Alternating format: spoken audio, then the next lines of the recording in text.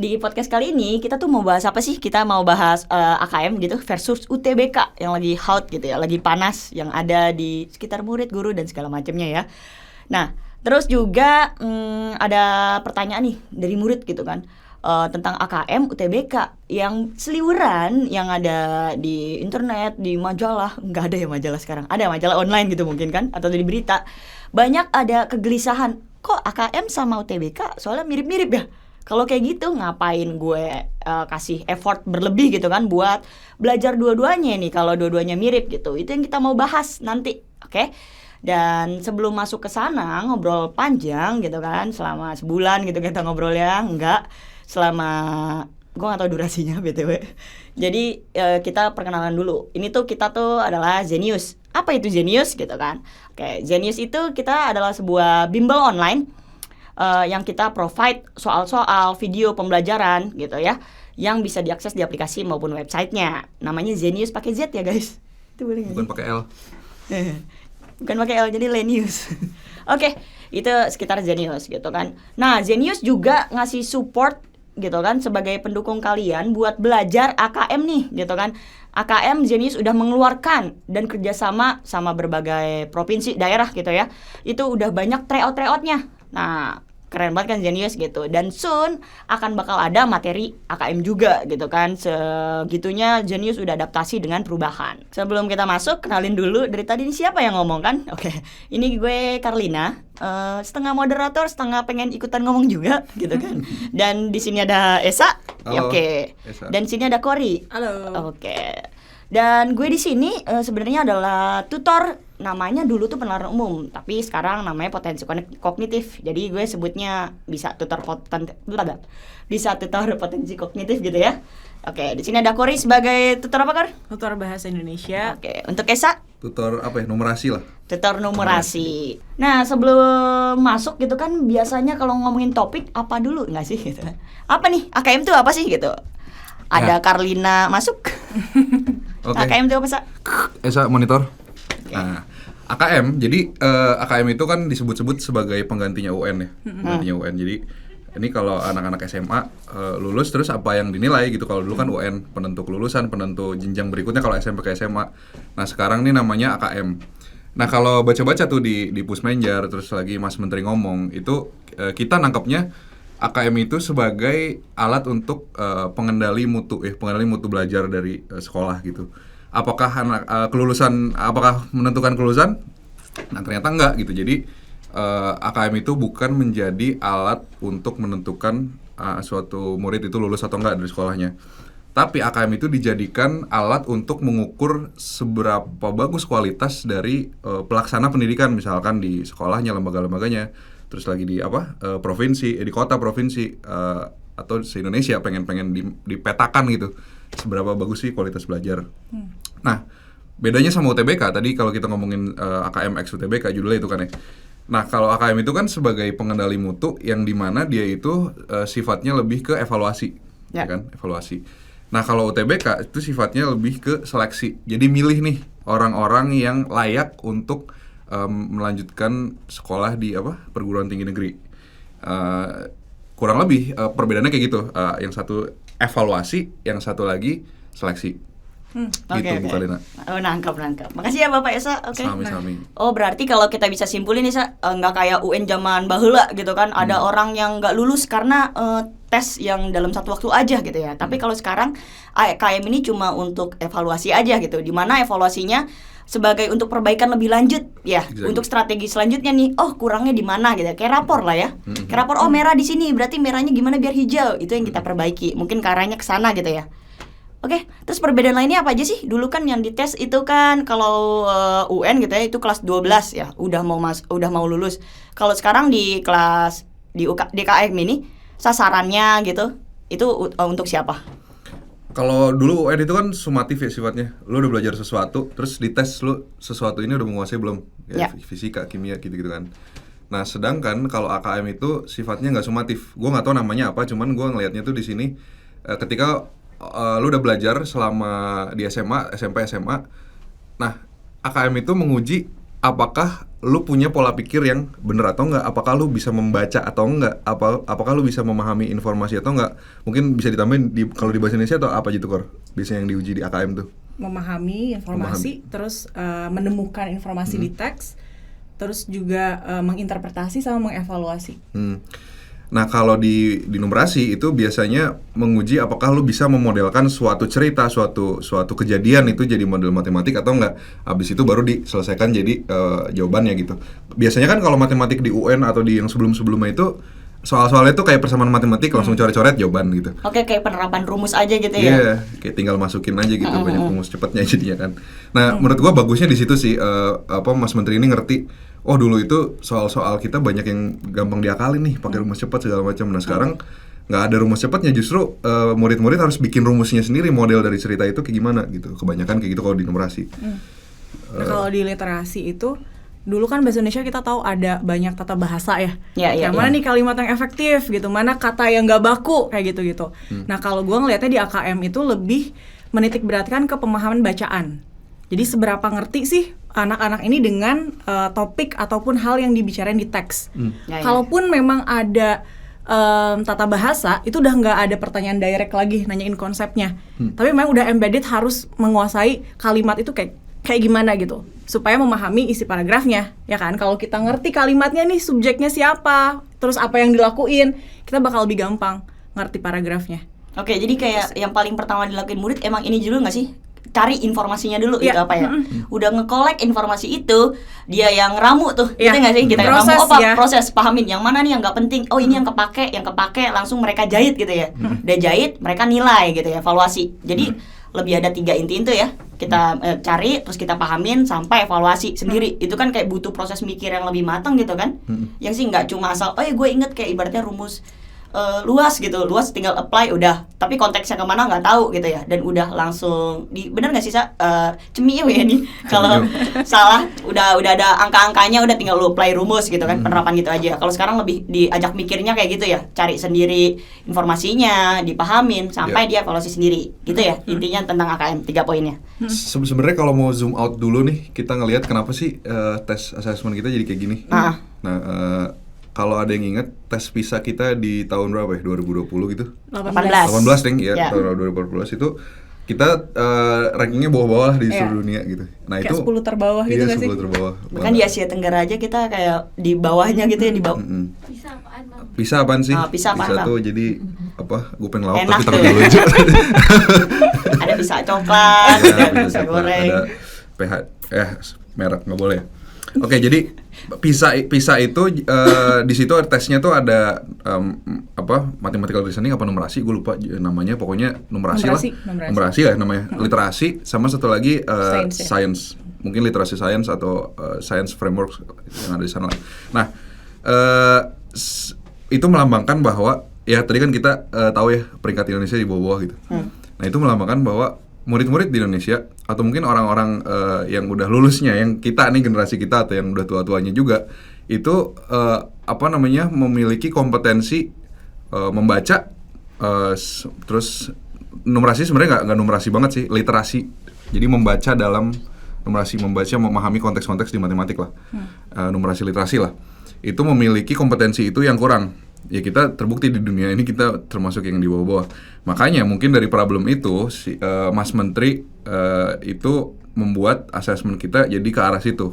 Kalau lu buka Pushmanager juga di situ kalau nggak salah ditulis mereka referensinya ke PISA juga gitu.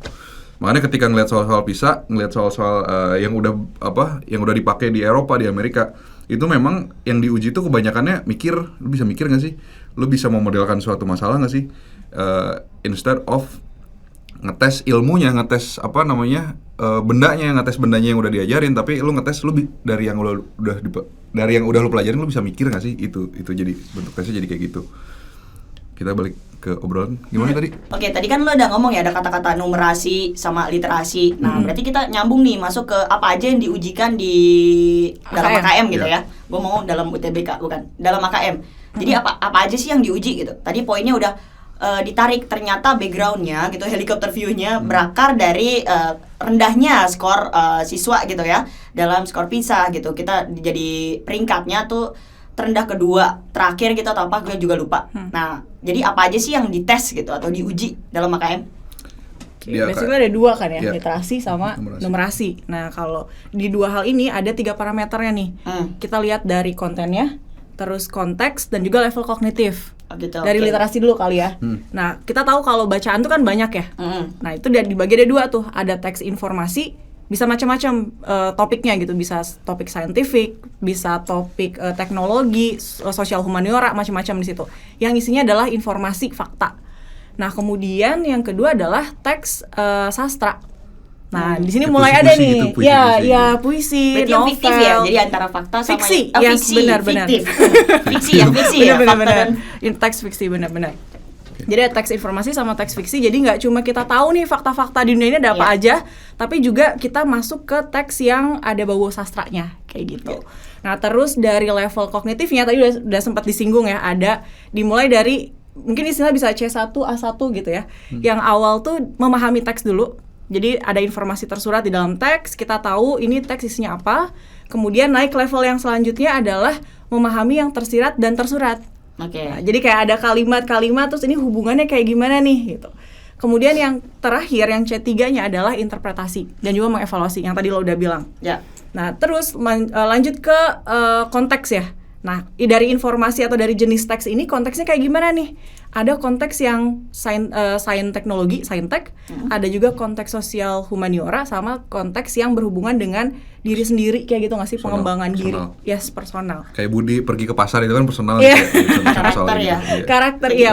Kayak ini sejalan sama ini nggak sih kayak pengembangan karakter gitu, kurikulum dan dari sisi berarti nggak cuma nyomot untuk kognitif pengetahuan aja gitu ya, tapi secara nggak langsung afeksi anak juga itu diuji dalam bentuk soal juga gitu ya. Tapi gue juga mau nanya deh, dalam literasi nih kayak kita bisa ngaitin nih, kalau dalam yang tadi tuh konteksnya ada tentang teknologi gitu kan, itu yang fakta-fakta itu kan kayak berpengaruh langsung sama kehidupan sehari-hari nggak sih? Contohnya bersosmed, banyak orang kayak nano-nano berargumen udah paling bener gitu kan, padahal nyomot informasi faktanya aja salah gitu kan, argumennya salah gitu. Tapi itu pertama satu, kayak tujuannya bener nggak yang tadi gue ngomong gitu kan, yang bisa di-apply ke sehari-hari. Contohnya kayak bersosial media deh paling gampang gitu kan berargumennya. Terus yang kedua, kalau untuk si fiksi ini sendiri sebenarnya lebih kepake untuk apa sih? Kenapa itu diuji juga gitu?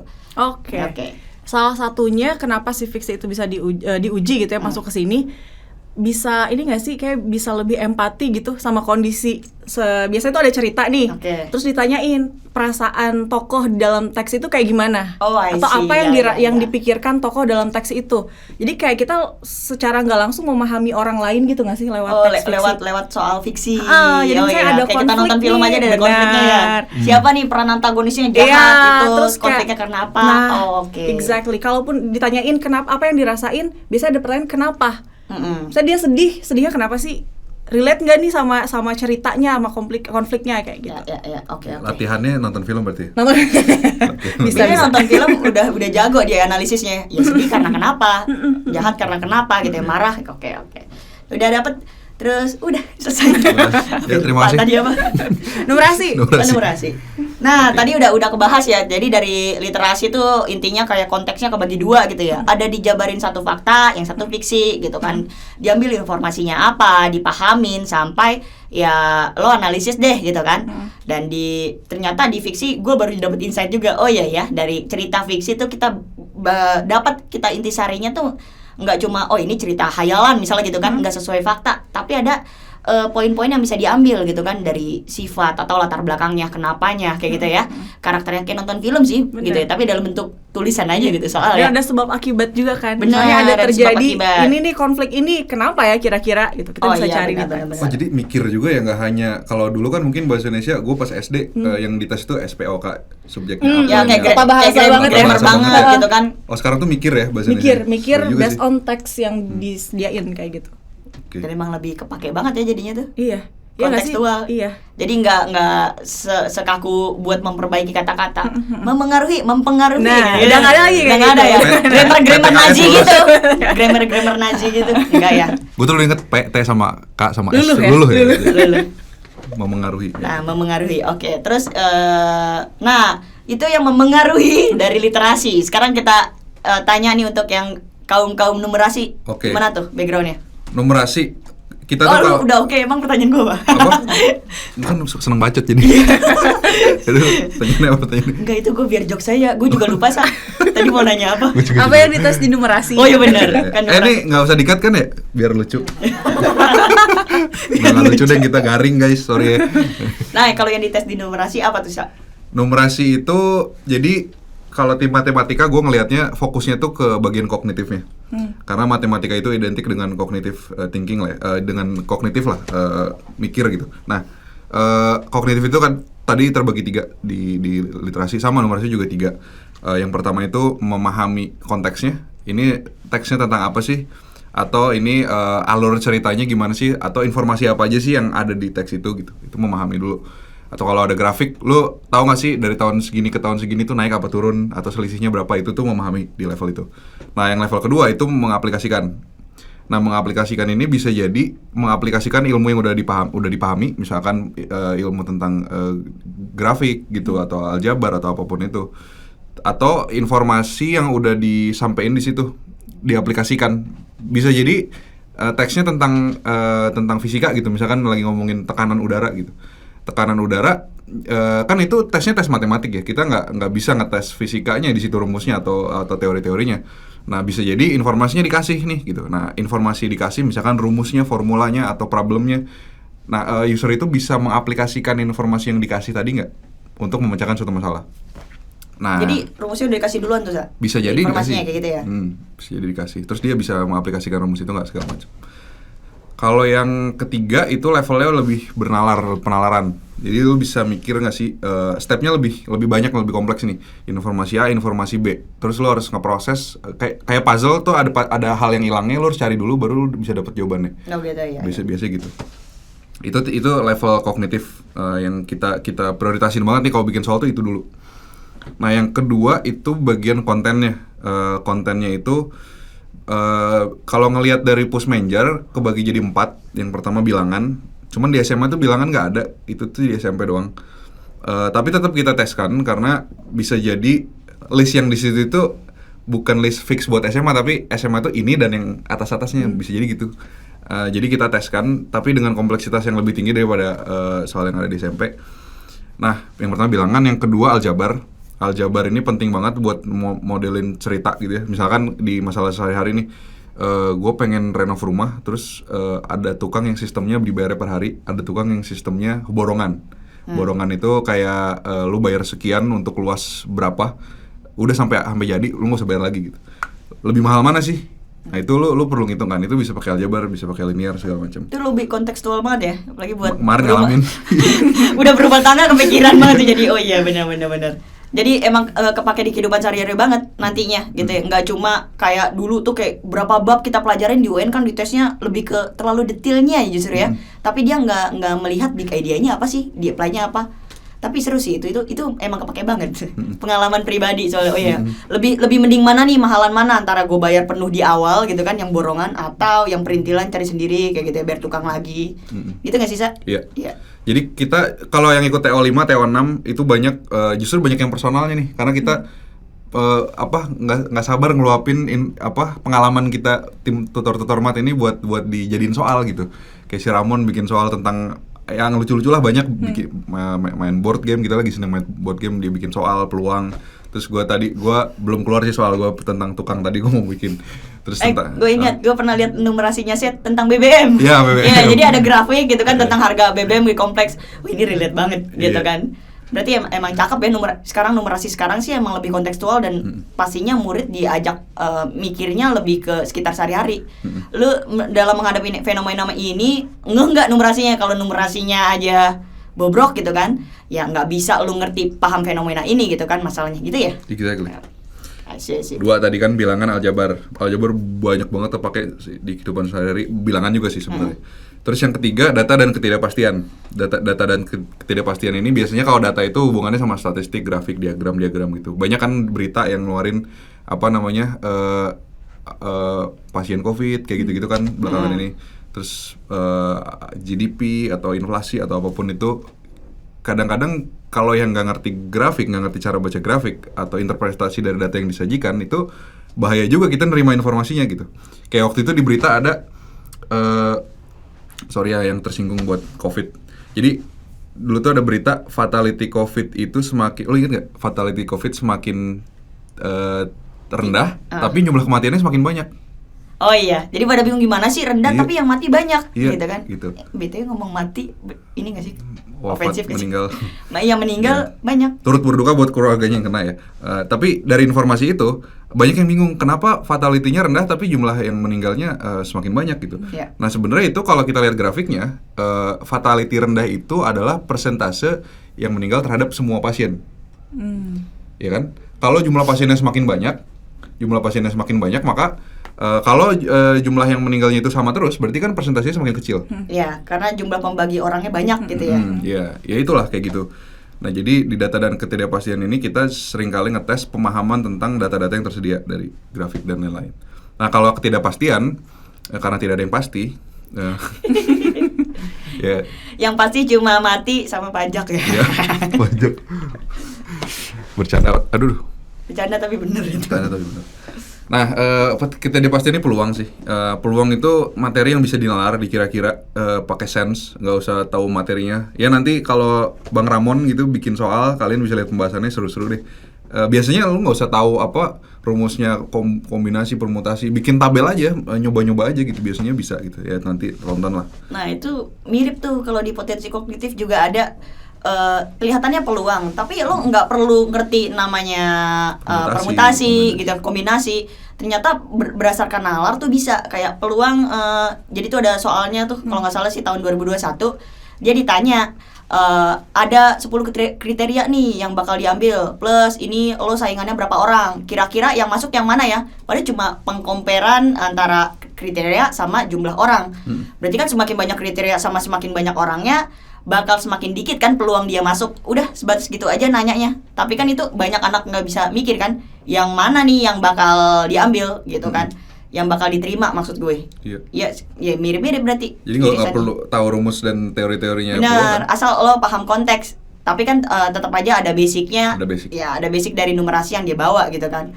Bahkan standar bilangan juga harus tahu kan, dengan perkaliannya juga dan segala macam. Kayak gitu ya. Ya jadi gue lihat-lihat nih sistem pengujian asesmen yang ada di AKM sama UTBK ini makin lama makin meminimalisasi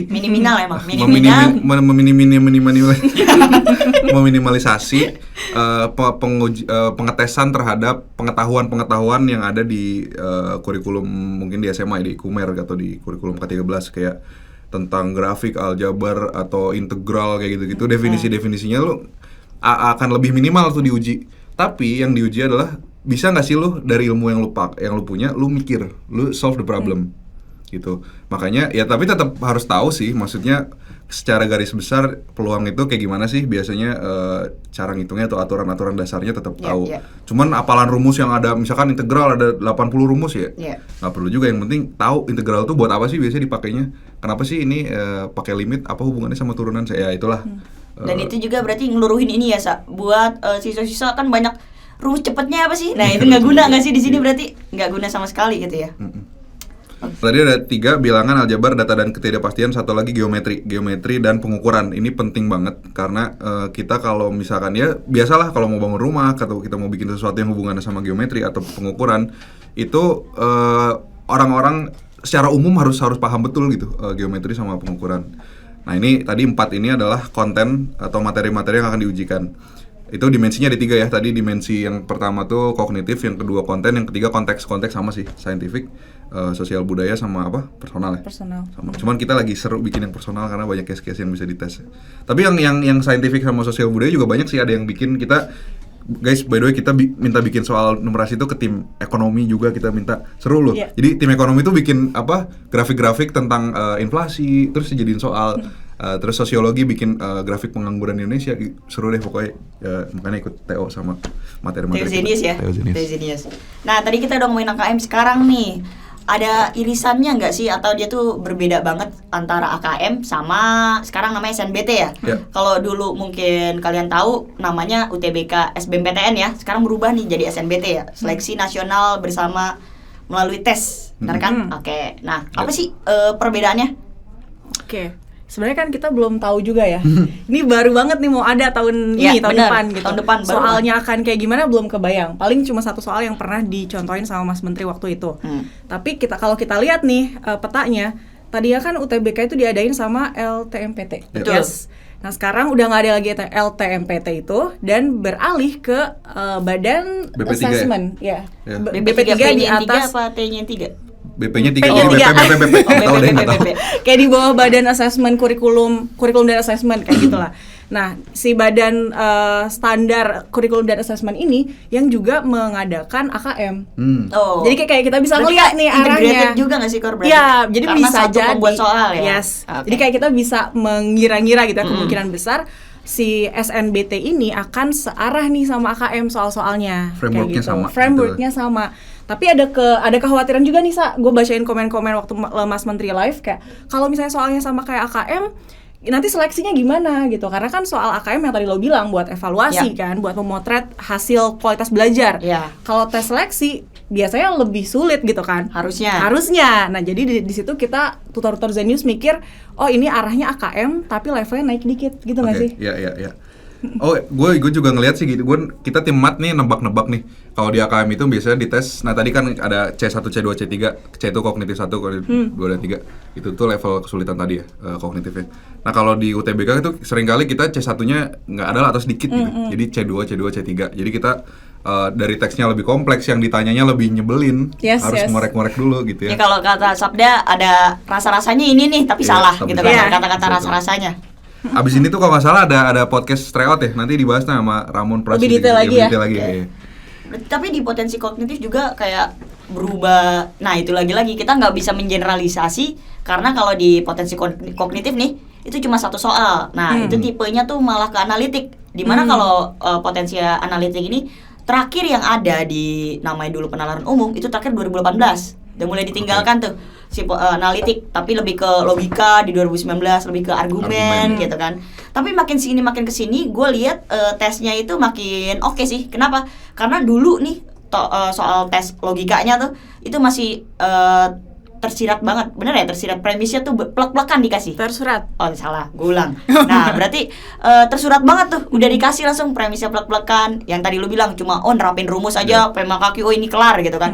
Nah kalau ini enggak, kita diminta ada teksnya, oh argumen lu yang cakep gimana, lu ambil sendiri nih, mana nih premis yang ngedukung argumen lu gitu kan, lebih kontekstual. Nah balik yang ke tadi, apa kalau di potensi kognitif bakal analitik doang? Lagi-lagi kalau dengan satu soal kita nggak bisa generalisasi ya. Cuma basic mikirnya sama nih, mau di AKM sama UTBK mikirnya sama. Dari analitik ini justru kalau gue bisa simpulin potensi kognitif tuh kayak setengah-setengah bisa. Jadi ada numerasinya dapat, literasi dapat. Literasinya tuh ya lo harus paham teks, ngambilnya gitu dalam berargumennya gitu kan. Nah di literasinya di mana? Dari informasi kalimat itu kan riweh ya. Nah lu diminta pemodelan matematikanya.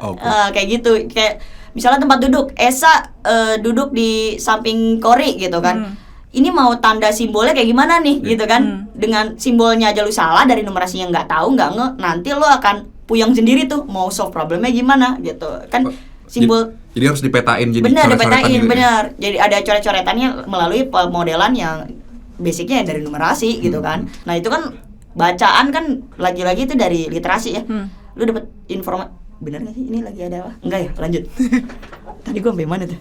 Nah, dari literasinya dibutuhkan ya ibaratnya lo melek teks gak sih? Oh ya, lo gue bisa ngambil kalimat ini sebagai argumen gue kayak gitu kan. Mana nih yang mendukung dari kalimat misalnya peneliti, tipe-tipenya kayak gitu sih. Jadi kalau potensi kognitif prediksi gue ya, karena satu nggak bisa generalisasi apakah analitik semua, yaitu bakal ngeklaim dari si dua ini, literasi dan numerasi disatukan di dalam satu paket. Ada info, bikin pemodelan, lu solve. Intinya 3 poin kayak KM. Memahami ya dari informasi gitu kan, lo terapin sampai akhirnya mengevaluasi gitu kan. Ini oke apa enggak argumennya? Oh ya ini ke-solve enggak penalaran analitiknya kayak gitu deh. Mungkin bagian situ yang lebih challenging dibanding AKM kali ya. Ya, benar. Mungkin kalau matematika numerasi sama literasi mungkin bisa mirip-mirip walaupun lebih kompleks di UTBK. Cuman bagian yang paling challengingnya mungkin bagian potensi kognitif karena pelajaran di sekolah nggak ada kan. Benar, itu dia. Itu yang sulit kan. Seandainya guru mau ngajarin juga, guru apa nih yang harus ngajarin? Iya nggak sih? Kayak gue di tempat-tempat les lain juga kan masih ada yang bingung, ini guru apa sih sebenarnya? Matematika iya bikin pemodelan kan, itu pemodelan matematika. Tapi literasi Reading juga gitu iya, kan, reading gitu. juga iya gitu kan. Jadi yang mana? Nah, itu guna Zenius. Tutor PO kita dari biologi malah. Iya, Sinsi. tutor PO dari biologi, Wisnu ada dari fisika. Iya, lu matematik. basicnya. Nah, justru malah PU ini bukan PU ya, potensi kognitif ini ya basicnya yang bisa justru di kemana-mana, nalar basic thinkingnya gitu kan. Itu Sabda udah jelasin tuh penalaran deduksi, induksi, di mana ini fundamental banget buat lo bisa ngulik potensi kognitif. Jadi kita ngerancang kurikulum sendiri, mantep banget kan tuh. Kesimpulannya gini, kalau berkaca dari tujuan tesnya nih, tujuan asesmennya, kalau AKM itu tadi buat evaluasi, kalau UTBK itu buat seleksi. Ya. Nah, kalau by tebakan-tebakan kita, lo juga bisa nebak, masa sih seleksi gampang-gampang soalnya gitu kan? Nah. Seleksi itu akan lebih kompleks, akan lebih menguji, karena tujuan dari seleksi itu adalah memilih calon-calon peserta yang yang ditebak yang disinyalir atau di apa sih? Yang disinyalir, yang yang diperkirakan dapat menyelesaikan sekolahnya, harus selesai S1-nya gitu misalkan. Nah, sehingga UTBK ini kompleksitasnya akan lebih tinggi, lalu pemahamannya juga akan lebih dalam. Kalian nggak bisa lagi masukin rumus atau baca teks yang udah ada terus langsung dijadiin jawabannya, tapi lebih harus nyari jerami ditemukan jarum, kebalik. Jadi ya UTBK kesimpulannya kalian harus belajar lagi, bahkan from scratch dari awal, dari nol. Dibanding AKM udahlah gue udah cukup, UTBK bakal sama kayak AKM juga, nggak usah belajar, nggak bisa. Lo harus belajar sedalam itu, memahami mengaplikasikan sampai ngoprek-ngoprek soalnya dah, jadi ketemu solusinya. Highlightnya itu ya SNBT gitu atau UTBK, highlightnya itu adalah seleksi. Nah, di mana seleksi, ya namanya jadi seleksi, nggak mungkin lo gampang nggak sih, gitu kan? Pasti kan sikut-sikutan siapa yang terbaik, yang lolos gitu ya. Dikit ada yang bilang gini, TK hilang jadi gampang, jadi santai. Wih gile. Tes makin gampang, lawan-lawan lu makin merasa gampang juga kan? Iya. Bisa jadi susah. masih ngeri justru. Jadi makin ngeri justru. Ya jadi hati-hatilah. Oke deh guys, semoga apa yang kita bahas kali ini ya tentang AKM versus UTBK atau SNBT itu bisa bermanfaat. Nah, buat kalau mau ngulik lagi yang tadi kita omongin, sebenarnya materi-materi AKM, tryout-nya gitu ataupun SNBT yang terbaru nih, itu udah ada di aplikasi Zenius gitu. Itu jualan nggak apa-apa ya? Oh, ya. Udah ada di aplikasi Zenius gitu. Nah, dari mulai tryout-nya kita udah adaptasi banget dengan pembaruan kurikulum dari Pak Menteri gitu kan, yang sekarang jadi SNBT-nya berubah. Oke, cek aja di aplikasinya. Bye-bye. Gue mau titip pesan dong buat bu guru, pak guru. Apa tuh? Semoga semakin semangat ngajarnya. Ya. Kita juga lagi membakar semangat kita nih. Ya, benar. Sip. Oke, semangat semuanya. Bye. Laut mati. Kalau kita kasih nyawa, nyawanya jadi ada berapa? Waduh, jadi berapa bang? 9. Kenapa 9? Nggak tahu, 9 aja. Berapa? Enggak, jadi 24. Kenapa? Soalnya ada yang lebih lucu dari 24. Apa? 25. Lebih banyak ya? Berapa, woi? Gak tahu. Gue punya lagi. Apa? Gimana cara ngidupin laut mati? Dicetekin dong. Kagak salah. Waduh, ada kuncinya. Ini kuncinya laut mati. Tapi tetap dicetekin nggak? Enggak kan, belum mobil baru, masih yang jadul nih. Oh. Kalau kiles, mobilnya kiles gak? Enggak. Oh enggak, ya udah jangan. Oh. Tapi kalau akinya habis? Itu minta ini. Wah, minta ini. Iya.